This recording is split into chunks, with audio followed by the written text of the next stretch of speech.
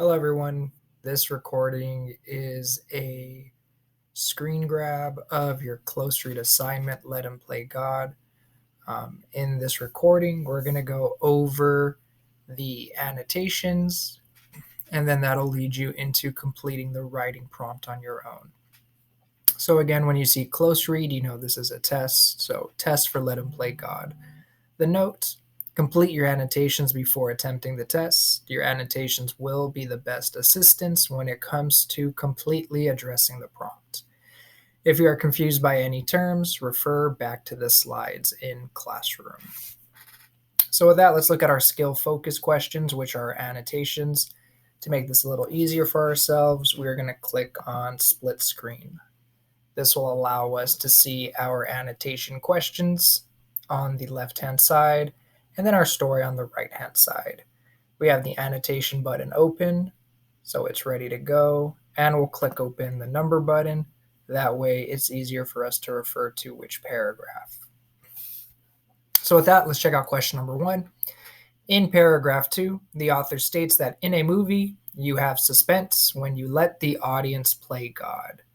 Highlight text evidence and make annotations that explain how the author, film director Alfred Hitchcock, allows the audience to play God in his film. So we've got this statement: you have suspense when you let the audience play God. Now the directive for here is to highlight evidence that's going to explain how our author allows the audience to play God. So first, what I'm going to go down and do, I'm going to highlight this sentence, which is the entirety of number 2. I'm going to put it in a bright color so it stands out to me. Red would probably be the brightest. As far as I'm concerned, you have suspense when you let the audience play God. This is the author's central idea. It is what his essay is all about. So let's make a mark of it, the author's central idea. And in this essay, he is going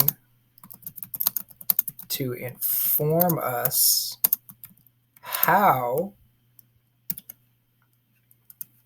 to let the audience play God.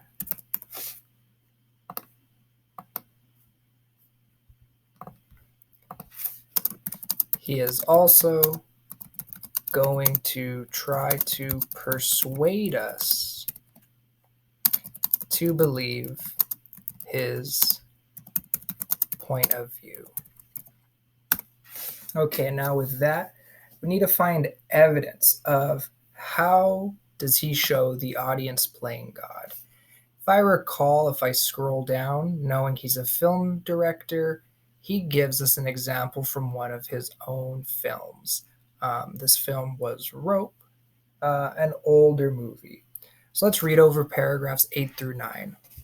John Dahl and Farley Granger strangle a young man in the opening shot.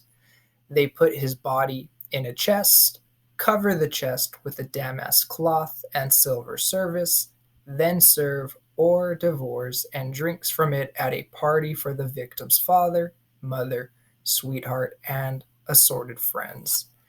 Everyone is gay and charming. When Stewart begins to suspect foul play late in the film, John Dahl puts a gun in his pocket in case things get too hot. So just hearing this synopsis, there are 2 things that the audience knows that not all of the other character knows. For instance, the first thing the audience knows is that there's a dead body in a chest. Then this chest gets covered with a dinner cloth, fancy silverware.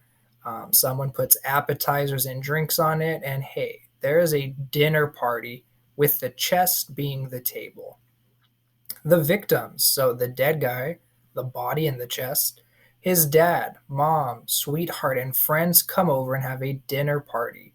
So they're having a dinner party while, all unbeknownst to them, their loved one is dead in that table. This is an example of the audience playing God, where You've seen it from the start. They have not. So you've got more information. Think of the idea like God knows all things. In this case, hey, you know everything that's going on in the movie.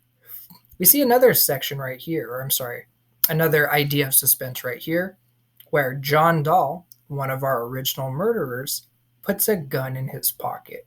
Now, the only people who know that there's a gun in his pocket obviously is him, and then the audience again. So, another instance of where you know more than the other characters in the film. The audience knows everything from the start, the players know nothing. There is not a single detail to puzzle the audience. It is certainly not a whodunit for the simple reason that everyone knows out front who did it. No one on the screen knows except the two murderers. The fact that the audience watches actors go blithely through an atmosphere that is loaded with evil makes for real suspense. So I'm going to go back up to this example and I'm going to highlight the whole thing. Let's do a simple color, sure, yellow. And I'm going to say, this is a good example of playing God.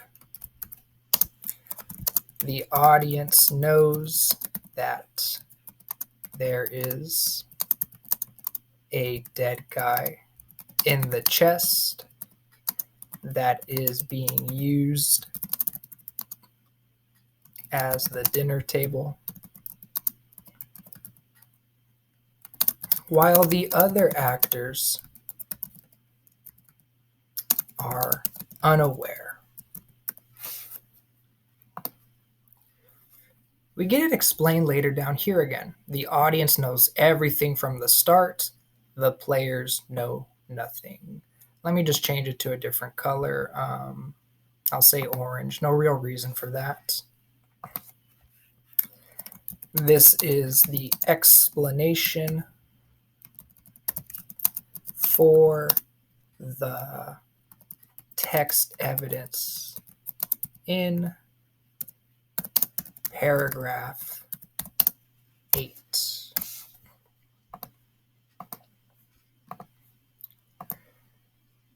Here's another good 2 pieces of information. There's not a single detail to puzzle or confuse them. Yeah, because they know everything. And this other idea. You're not guessing at who did it because from the start, everyone knows who did it. We'll look at a different piece of evidence today where it definitely reiterates these 2 parts. Let's highlight this last part right here. The fact that the audiences watch actors go blithely through an atmosphere that is loaded with evil makes for true suspense. In other words, suspense is created because the audience knows how much evil, and I'll put evil in quotes, is on or in the scene, while the other characters do not. Yeah, this really leaves you wondering as to what will happen next. This leads the audience to wonder what will happen next. So I think we've clearly done number 1. We've looked at the phrase, and then we've seen evidence and explanation as to what it is. Let's move to number 2. In paragraph 5, Hitchcock says that an audience will work like the devil. So a phrase, an idiom, a piece of slang. For him, if he tells them all the secrets his characters do not know. What can you infer, so guess, about Hitchcock's attitude toward the people who watch his movies? How does this phrase relate or connect to Hitchcock's purpose for writing? Highlight context clues to define the phrase, as well as what text evidence tells you how Hitchcock and his actors will know they have succeeded in engaging the audience for Rope. So that phrase, that's our key phrase today, work like the devil. Again, it is a phrase, it's slang. It means to work with great effort. Now, if we can go back and find where this phrase is.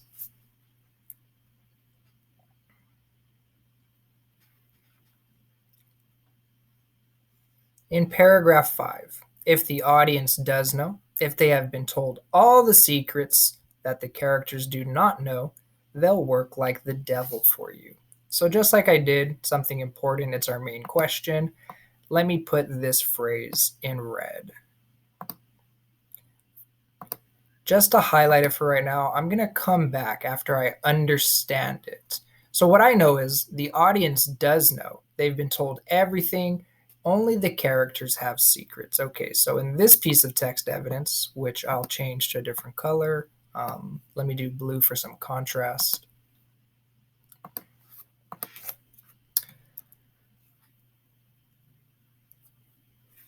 The audience knows everything while the actors do not.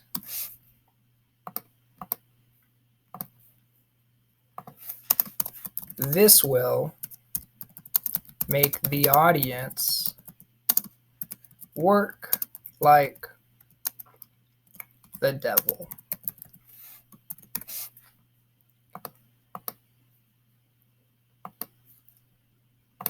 Press create note. Because they know what fate is facing the poor actors. Okay, so now here's the other part. They know what fate is facing the poor actors. The audience gets involved in the movie because they want to see the fate of the characters. Yeah, so going back to his earlier example, if you know there's a murderer in the room, but none of the characters do, you're wondering, hey, who's the next character to be murdered? So that idea, you're involved to work like the devil. I'm going to come back. I'm going to say edit. This means to work, we'll say with great effort.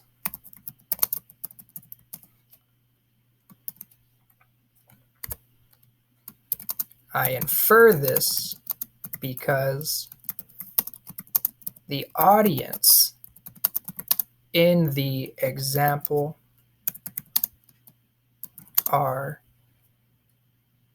I want to say, incredibly involved now in watching the fate of the characters.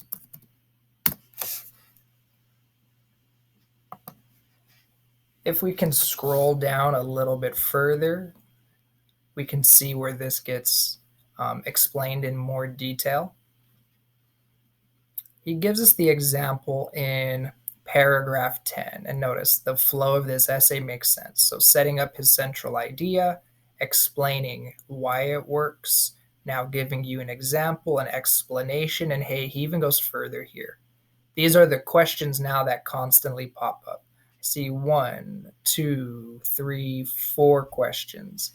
Will the murderers break and give themselves away? The victim does not show up for the party. Is dad going to suspect? Will Jimmy, so one of the murderers, get killed before he discovers what the actual crime is? So it sounds like there might be more. And how long is that body going to stay in that dinner table? So notice here again, I'm going to put this in blue to match our other one.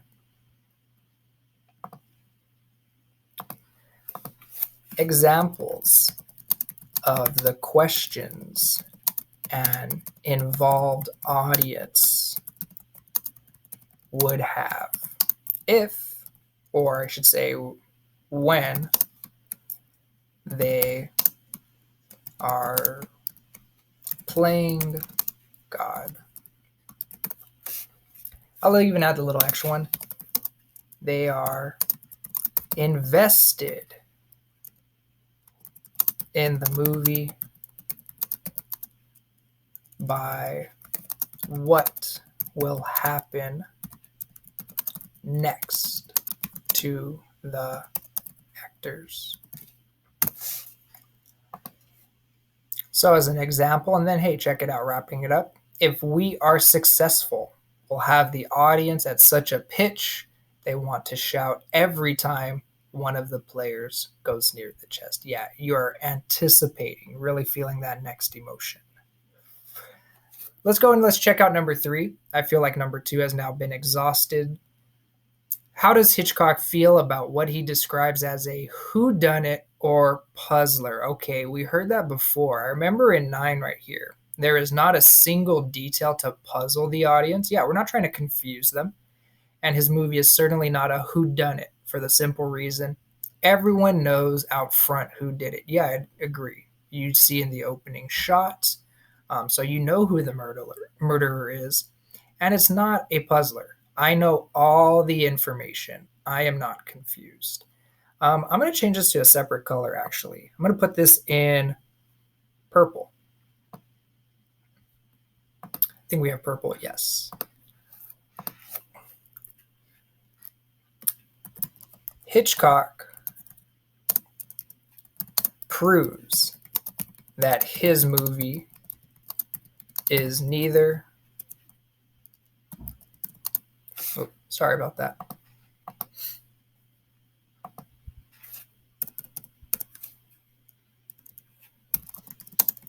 A puzzler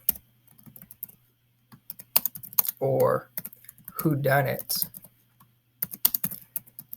because the audience knows all of the information from the start. There is no room for surprise.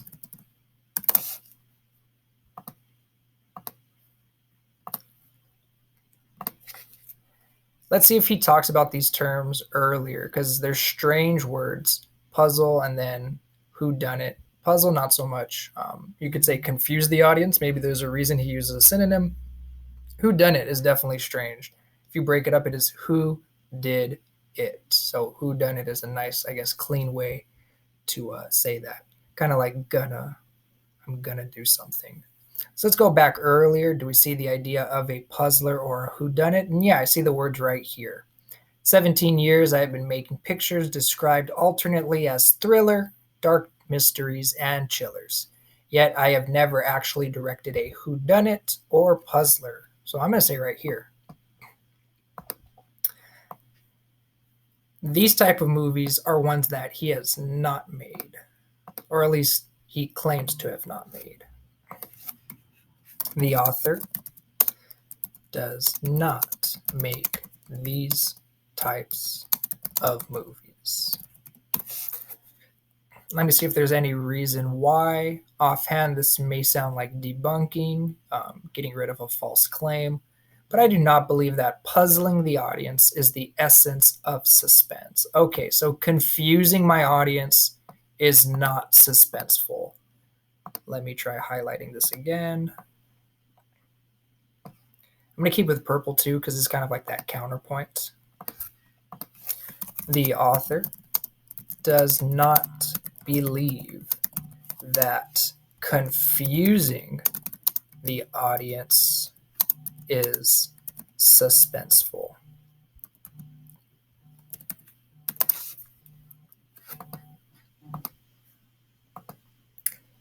And we'll say create note from that point. Okay. And if I remember from the start, he has the idea you have suspense when you let the audience play God. Yeah, this is making more sense now. So the phrase again, I figured it out. The audience knows everything.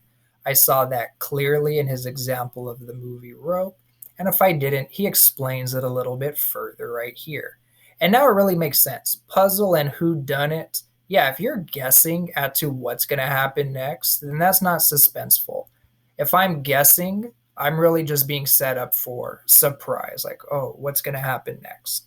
When it does happen, I'm not that involved. It's like, oh, a quick moment. There is no build up to it as if I'm waiting for, something to happen next. Let's see, number 4.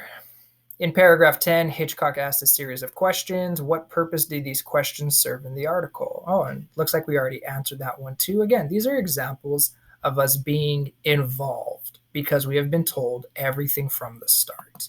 If I click and look, did we say that? Yeah, perfect.